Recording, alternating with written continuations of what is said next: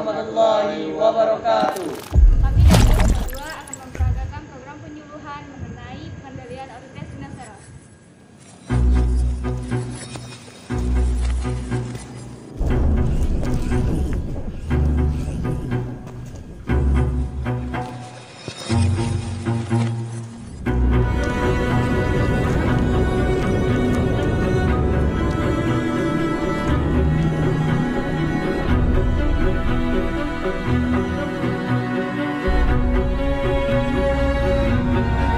Saya akan menjelaskan tentang hama kelapa sawit, yaitu Oryctes rhinoceros atau kumbang tanduk. Oryctes rhinoceros merupakan salah satu tanaman pada tanaman kelapa sawit yang termasuk dalam ordo Coleoptera. Larva Oryctes rhinoceros merupakan hama yang sulit untuk ditekan populasinya, dikarenakan tempat hidupnya berada pada tumpukan bahan organik dengan kedalaman kurang lebih 30 cm. Adapun ciri-ciri serangga dewasa berukuran 40-50 mm, berwarna coklat kehitaman pada kepala, terdapat tanduk kecil. Pada ujung perut betina terdapat bulu-bulu halus, sedangkan pada kumbang jantan tidak berbulu. Kumbang menggeret kukus yang belum terbuka mulai dari pangkal pelepah, terutama pada tanaman muda di area. Gejala serangan pada Oryctes rhinoceros yaitu tampak gunting-guntingan atau potong-potongan pada daun yang baru terbuka seperti huruf V. Gejala ini disebabkan kumbang menyerang pucuk dan pangkal daun muda yang belum membuka, yang merusak jaringan aktif untuk pertumbuhan. Serangan ini dilakukan oleh serangga jantan maupun betina. Apabila titik tumbuh yang terserang, maka pohon kelapa sawit akan mati karena tidak dapat menghasilkan daun. Kumbang tanduk ini bisa menimbulkan masalah di area replanting maupun di area tanaman tua. Tanaman kelapa mati atau lapuk serta sampah dan kotoran ternak merupakan tempat yang disukai oleh kumbang tanduk. Pengendalian, identifikasi tempat berkembang biak kumbang rhinoceros di lokasi atau desa. Musnahkan atau kurangi tempat berkembang biak seperti batang kelapa atau kayu yang sudah lapuk. Penanaman tanaman penutup tanah.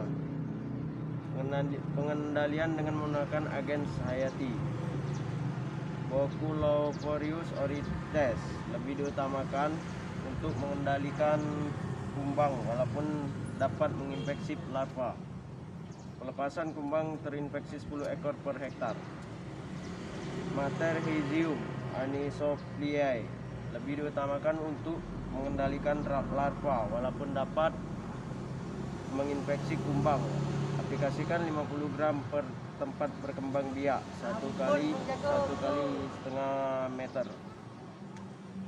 Sanitasi, pembakaran tempat berkembang biak seperti serbuk gergaji, batang kelapa atau kayu dan lain-lain. Pembuatan perangkap dari serbuk gergaji dengan rincian sebagai berikut. Kotak perangkap dari serbuk gergaji berukuran 1 kali 1 kali setengah meter. Kotak diisi dengan serbuk gergaji setinggi 8 cm. Kemudian diaplikasikan dengan 25 gram. Kotak diisi lagi dengan serbuk gergaji dan tambahkan 25 gram meterhizium, kemudian diaduk. Buat 5 perangkap per hektar. Evaluasi dilakukan setiap 3 bulan. Perangkap dengan menggunakan antraktan. Perangkap dibuat dengan menggunakan pipa PVC berukuran diameter cm dan tinggi 2 meter. Feromon atau atrakan digantung pada kawat yang dekat lubang yang dibuat pada bagian atas pipa. Masukkan serbuk gergaji pada setiap perangkap sebanyak 2 kg. Dalam setiap hektar dibutuhkan 10 perangkap. Frekuensi pergantian feromon dan pengamatan dilakukan setiap bulan.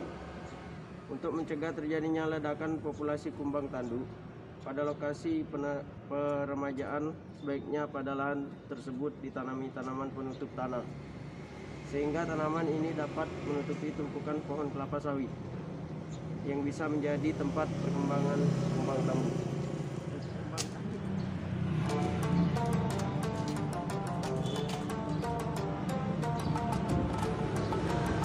Baiklah, selanjutnya saya akan menjelaskan cara pembuatan feromon.